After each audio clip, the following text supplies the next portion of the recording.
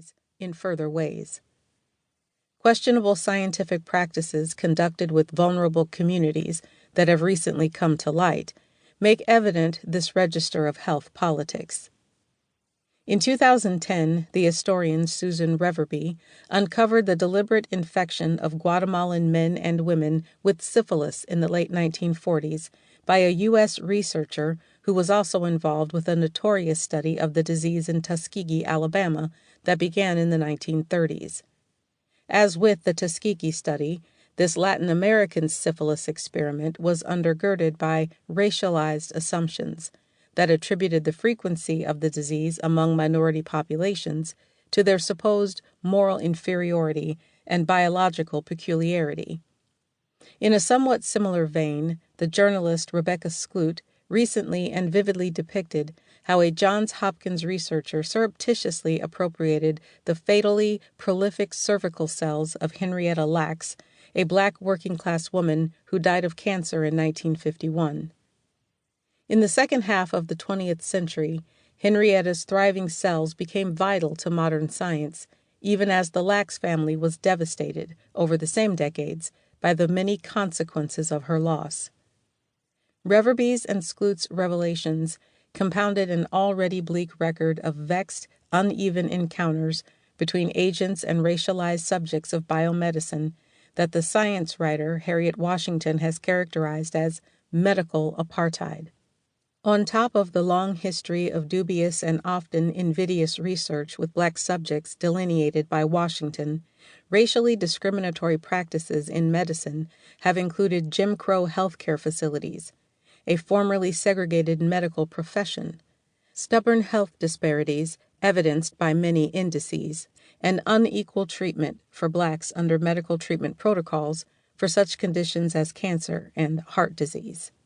This cascade of medical discrimination has had far-reaching implications. Racial health disparities in the United States, for example, have been shown to persist partly because of African American communities' past and continued distrust of the medical system.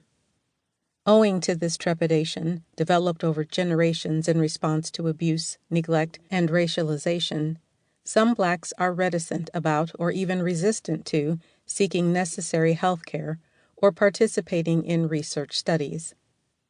By way of a corrective to this shared apprehension, that is quite literally sickening in result, Washington has bravely proposed that shining a light on medical apartheid may effect a kind of social catharsis that will remove barriers between African Americans and the bounty of the American healthcare system. Yet in the years after the publication of Washington's acclaimed book, occurrences such as the strong resistance in some quarters to the H1N1 virus vaccine, reportedly grounded in fears of maltreatment, suggest that uncovering past abuse may not in and of itself inspire public confidence in biomedicine and the healthcare system.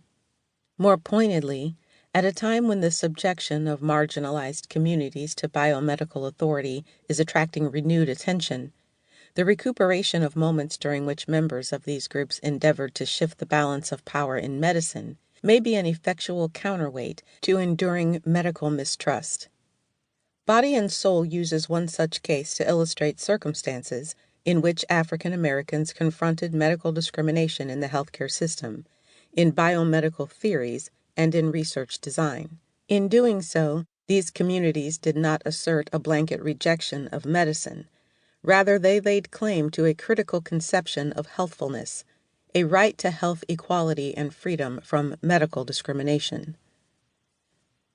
This book began more than a decade ago as a reflection on the intersections of science and race via the works of Lee D. Baker, Troy Duster, Stephen Jay Gould, Evelyn Hammonds, Sandra Harding, Dorothy Roberts, Audrey Smedley, William Stanton, Keith Wailoo, and others.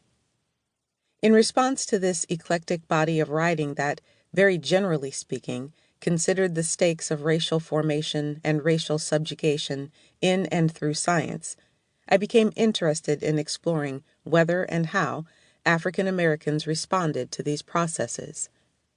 Given that scientific practices have played, and continue to play, a key role in constructing ideas of race,